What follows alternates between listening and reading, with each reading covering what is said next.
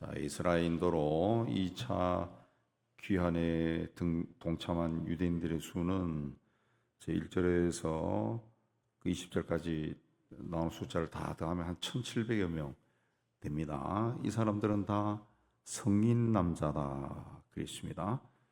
가족이 한 5명 정도로 보면은 한 9,000명 정도, 10,000명이 채 되지 않은 적은 숫자가 귀환한 겁니다. 이거는 1차 귀환 때 숫자보다 한 5분의 1이 되지 않습니다.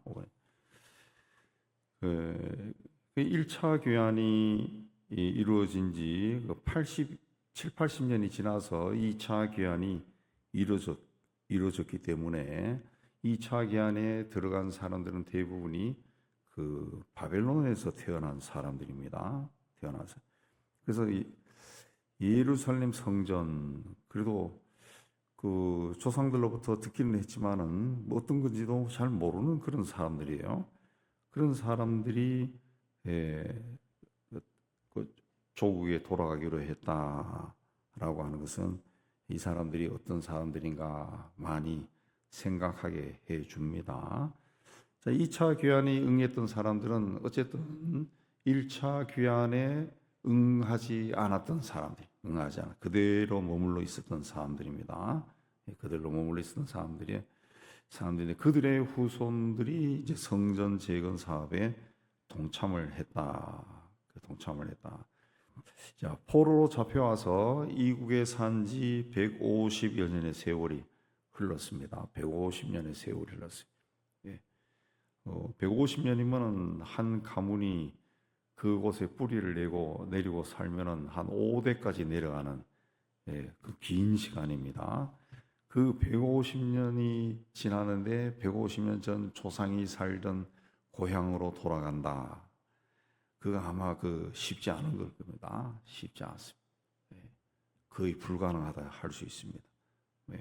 뭐 150년이 아니라 우리 시대에 뭐 서울로 공부하러 와서 이제 몇십 년 흘러가지고 다시 고향으로 돌아간다. 이것도 쉽지 않습니다. 쉽지 않습니다. 근데 에스라를 따라 예루살렘으로 돌아간 사람들이 있었다라는 겁니다. 자, 이건 우리에게 뭘 이해하나? 하나님을 믿는 사람들은 하나님의 일을 위해서는 자기의 현재 가지고 있고 누리고 있는 것을 다 포기해야 된다라는 것을 우리에게 말하는 겁니다. 근데 15절에 보면은 그 중에 레위 자손이 한 사람도 없었다. 그랬죠? 그러니까 바벨론에서 안정된 생활을 포기하고 돌아가고자 하는 사람들이 레위 사람에서조차도 없었다라는 겁니다. 그럼에도 2차 귀환에 응했던 사람들은 참 대단한 사람들이다 말할 수 있죠. 예수께서 제자들을 부르셨을 때 그 제자들이 주저없이 자신의 모든 것을 버려두고 주님을 따라갔다. 그러는데 그 2차 귀환에 임했던 사람들도 그런 마음을 가지고 있었던 하나님에 대한 열심이 있었던 사람들입니다. 에스라와 함께 귀환한 자들의 길은 굉장히 위험한 길입니다. 한 1,500km 정도 가야 되는 위험한 길이고 31절에 보면은 우리 하나님의 손이 우리를 도우사 대적과 길에 매복한 자의 손에서 건지신지라 그랬죠. 도적대가 많았다는 거죠. 그럼에도 불구하고 그런 위험을 무릅쓰고 고국으로 돌아가기로 결정한 사람들. 결국 이 사람들의 이름은 성경에 기록되는 영광을 얻었습니다. 1절부터 쭉 이름이 나옵니다. 자, 에스라가 귀환기에 오를 때 그냥 올라온 것이 아니라 철저하게 준비했습니다. 먼저 그는 이 레위 사람들이 하나도 없었다. 그 말씀이 15절에 나오는데 예루살렘에 돌아가면은 이제 성전의 보수도 해야 되겠고 하나님의 말씀을 가르쳐야 되고 제사법도 회복해야 됩니다. 그러기 위해서는 레위 사람들이 필요해요. 레위 사람과 성전을 위하여 섬길 자 17절 필요합니다. 그래서 그런 사람들을 이제 모으는 거, 찾아다니는 겁니다. 그렇게 해서 레위 사람이 처음에는 없었는데 18, 19, 20절에 이제 레위 사람들과 성전 섬기는 사람들을 이제 모았어요. 그래서 보탰습니다. 설득해서 아마 가자고 굉장히 설득한 것 같아요.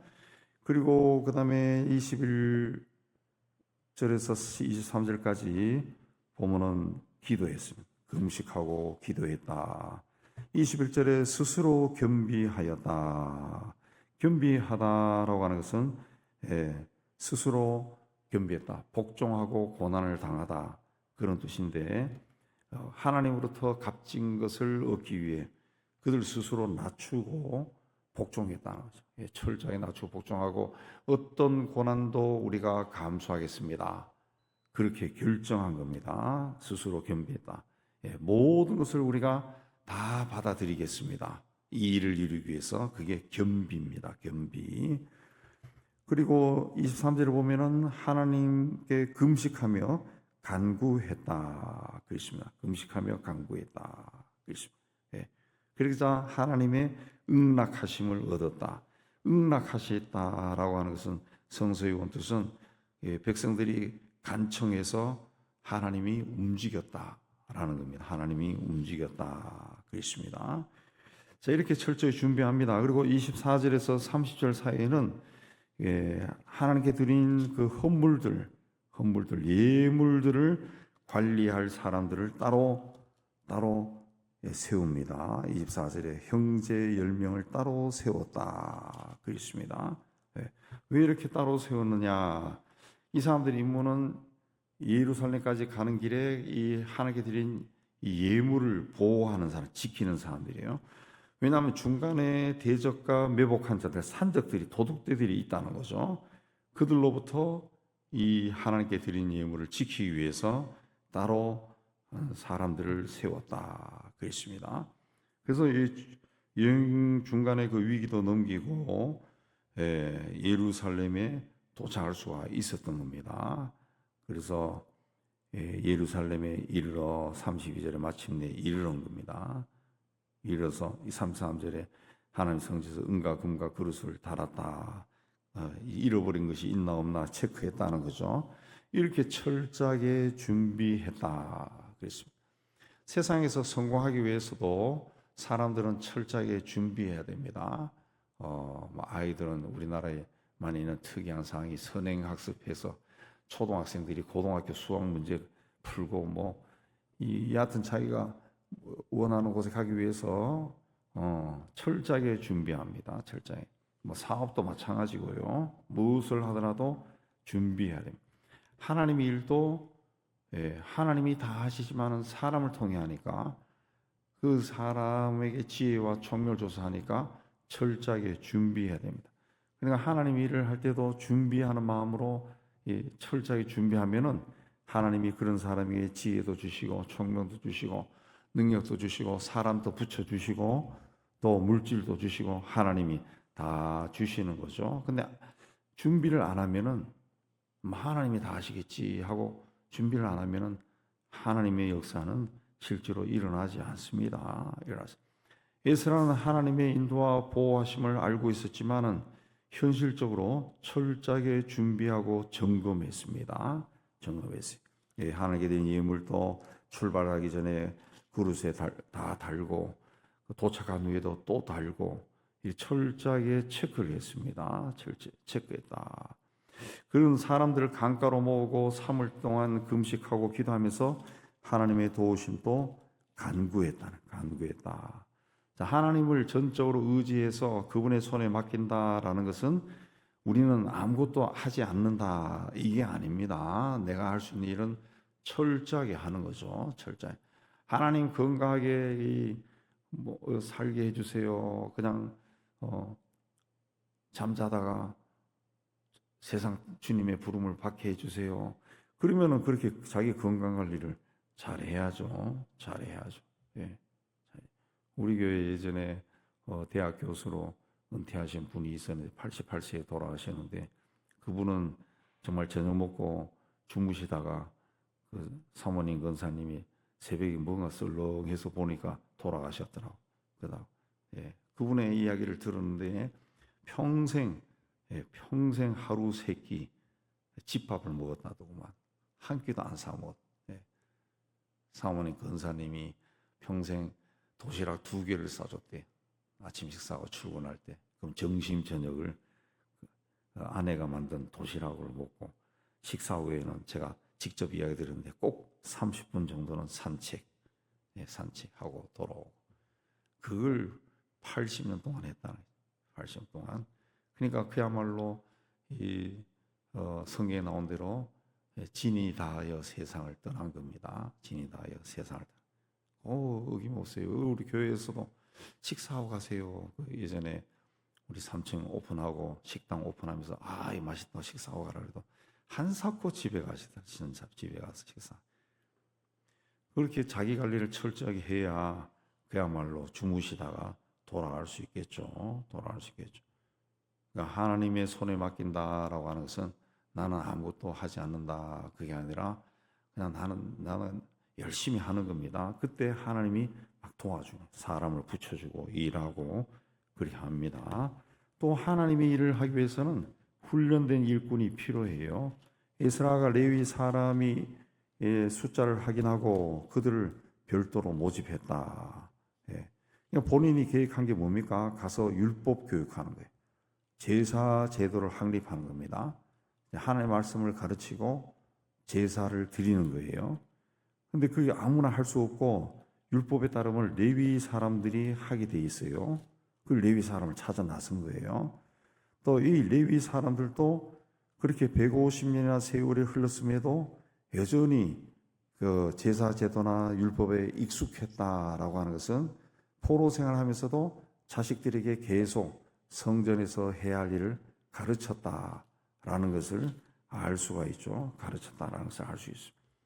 해외에 나가 오래 산 우리 한국인들 중에도 몇십 년 된 그 아이들 중에도 뭐 손자대 이르기까지 한국말을 아주 잘하는 집안들이 있어요. 집안들이 어떻게 이리 잘하냐 그러니까 부모가 계속 시킨 겁니다. 교육을 한글 교육을 계속 시킨 거예요.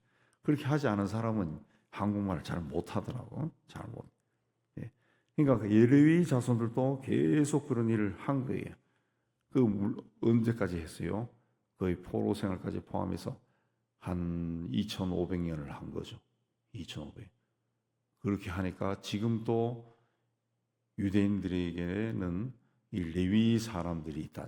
레위 사람들이 있고 지금도 그 이스라엘 본토에서 제사법을 계속 교육하고 있다 그러죠. 레위 사람 혈통들을 찾아가지고 DNA까지 조사해가지고 그렇게 몇천 년을 내로도록 교육을 한다고 해요. 그러니까 그 민족이 그야말로 하나님의 보호를 받을 수밖에 없죠. 받을 수밖에. 에스라 인도로 귀환길에 오는 유대 백성들이 여러 가지 어려움을 겪었지만은 4개월 만에 예루살렘에 도착했습니다. 그리고 가지고 온 모든 헌물들을 성전에 바치고 번제와 속죄제를 드렸다 그랬습니다.